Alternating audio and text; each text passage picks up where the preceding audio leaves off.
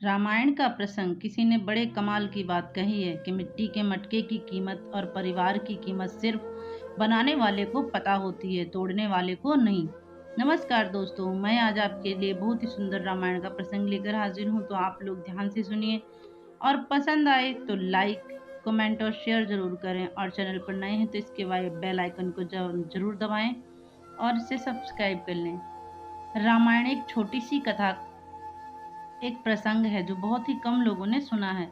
जब प्रभु राम, माता सीता, भ्राता लक्ष्मण वनवास में थे तो अयोध्या में दुख छाया हुआ था।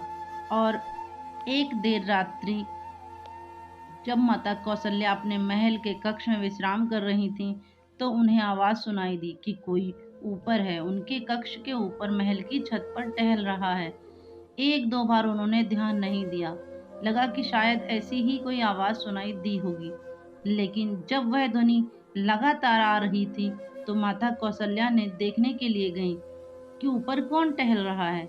और वहां जाकर के जब उन्होंने देखा तो वह चौंक गईं। वहां शुद्ध कीर्ति टहल रही थी, जो कि सबसे छोटे भाई शत्रुघ्न की पत्नी थी।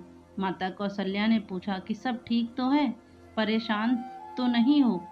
उन्होंने कहा कि कोई चिंता नहीं है। माता कौशल्या ने पूछा, यहाँ क्यों टहल रही हो? श्रुत कीर्ति ने पहले तो बताया नहीं, लेकिन फिर बोली कि यहाँ नहीं बता सकती हूँ, कक्ष में बताऊंगी, यहाँ कोई सुन लेगा। जब कक्ष में आए तो शुद्ध कीर्ति की आंखें नम हो गईं। माता कौशल्या ने पूछा कि शत्रुघ्न कहाँ है? श्रुत कीर्ति जी ने कहा कि उन्हें तो देखे हुए 13 वर्ष बीत गए हैं। माता कौशल्या कांप गईं। तुरंत सेवकों को बुलाया गया और पालकी तैयार कराई गई, और स्वयं बैठकर पालकी में देखने के लिए नगर में घूमने के लिए गईं। पता करने के लिए शत्रुघ्न जी कहाँ हैं। पूरे नगर को खोज लिया, लेकिन वे मिले नहीं। अंत में वो जो प्रवेश द्वार था अयोध्या का, जिसके उस पार भरत जी रहते थे नंदीग्राम में, उस द्वार के इस तरफ अंदर की तरफ भीतर एक चट्टान रखी थी।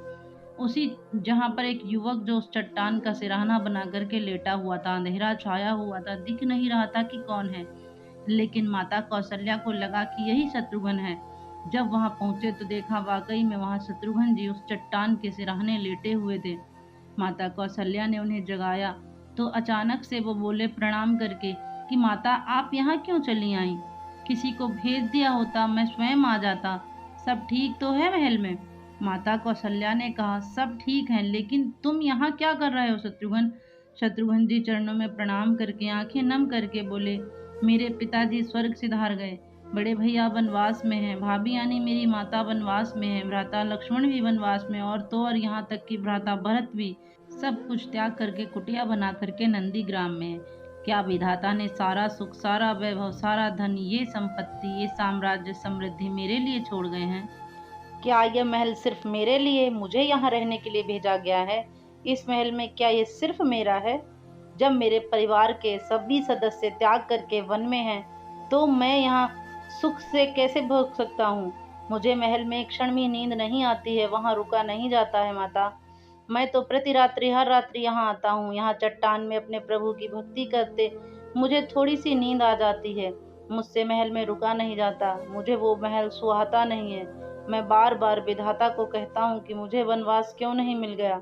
माता कौशल्या बहुत सारा आशीर्वाद देने लगी और कहने लगी कि चलो पुत्र, महल में। शत्रुघ्न ने कहा, माँ, मुझे मेरा त्याग करने दीजिए। छोटी सी कथा है रामायण की, जो ये बताती है कि जो रामायण है, यह भोग की गाथा नहीं है, यह त्याग की गाथा है।